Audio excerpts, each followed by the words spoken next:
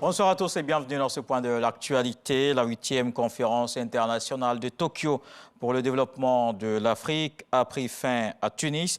Le Premier ministre Patrick Achi a pris part à la cérémonie de clôture de cette rencontre sur le partenariat entre le Japon et le continent, l'Afrique qui plaide pour un soutien plus important à la paix et à la sécurité de ses États. Le Japon entend aussi renforcer ses actions dans le domaine de la santé et de l'économie verte.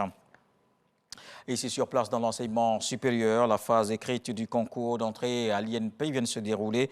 Les bacheliers ont composé au lycée classique d'Abidjan. Ils sont plus de 1500 pour 700 places disponibles. Kraskando. Bachelier 2022, concours d'entrée à l'INPHB, Institut national polytechnique Félix Houphouët-Boigny. Les épreuves écrites prévues ce dimanche au lycée classique d'Abidjan. Après la phase des préinscriptions en ligne qui a enregistré 6 525 candidats, 1 581 ont été retenus.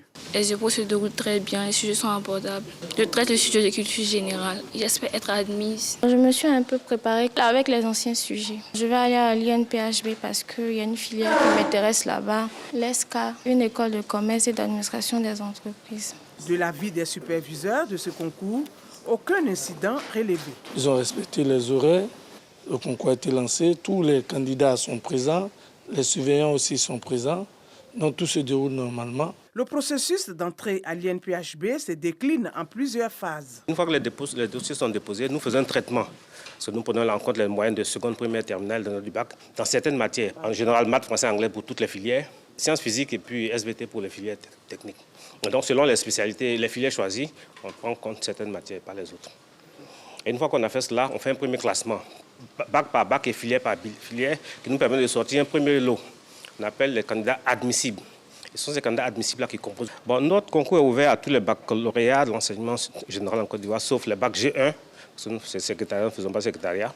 Donc, on a tous les bacs de A2 jusqu'au bac C, passant par les bacs techniques. Ces candidats qui frappent aux portes de l'INPHB connaîtront leurs résultats le mardi 6 septembre prochain.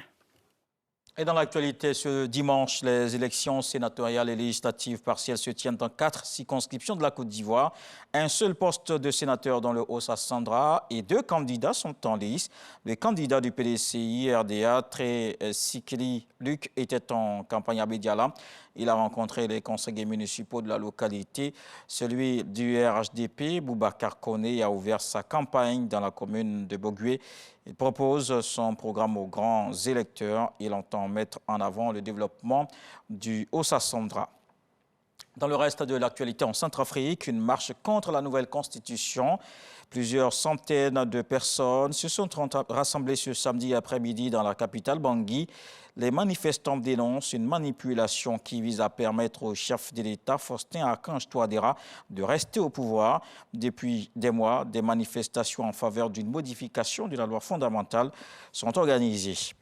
En Angola, les funérailles nationales de José Eduardo dos Santos ont eu lieu ce dimanche à Luanda.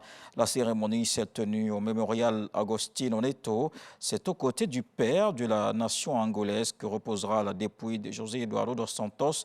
Plusieurs chefs d'État africains sont venus assister aux obsèques nationales de l'ancien président organisé au terme de 2 jours de commémoration.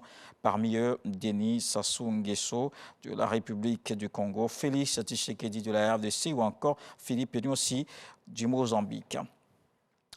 Et plus de 1000 morts dans les pluies de mousson selon les autorités. Près d'un millier de maisons ont été détruites ou gravement endommagées. Le bilan humain risque encore de s'alourdir. Le sud du Pakistan, particulièrement touché par les inondations, se prépare ce dimanche à un nouveau déluge provoqué par les crues des rivières. Le gouvernement a déclaré l'état d'urgence et mobilisé l'armée pour faire face à cette catastrophe.